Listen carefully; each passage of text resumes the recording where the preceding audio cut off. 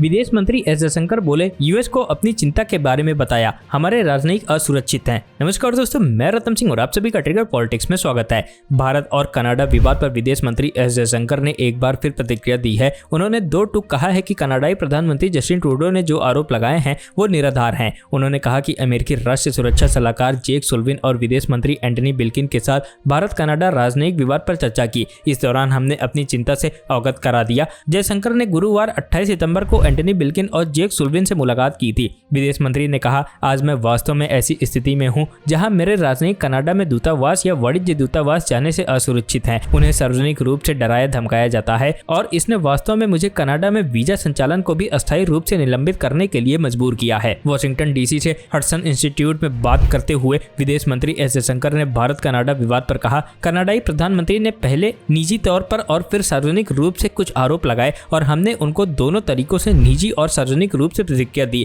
वह जो आरोप लगा रहे थे वो हमारी नीति के अनुरूप नहीं थे। अगर उनकी सरकार के पास कुछ प्रासंगिक और विशेष था जिसे वे चाहते थे कि हम देखें तो हम पर विचार करने के लिए तैयार थे, तो हम उस पर विचार करने के लिए तैयार थे। अब इस समय वो बातचीत यही है। जयशंकर ने कहा, कनाडा के साथ यह कई वर्षों से बड़ा विवाद का मुद्दा रहा है, लेकिन पिछले कुछ वर्षों में यह बहुत प्रचलन में वापस आ गया है। इसकी वजह से हमें लगता है कि कनाडा का आतंकवादियों, चरमपंथी लोगों के प्रति एक बहुत ही उदार रवैया है, जो खुले तौर पर हिंसा की वकालत करते हैं और कनाडा की राजनीति की मजबूरियों की वजह से उन्हें वहां ऑपरेटिंग स्पेस दिया गया है। पिछले दिनों कनाडाई प्रधानमंत्री जस्टिन ट्रूडो ने खालिस्तानी आतंकी हरदीप सिंह निज्जर की हत्या में भारतीय एजेंट की संभावित संलिप्तता का आरोप लगाया था।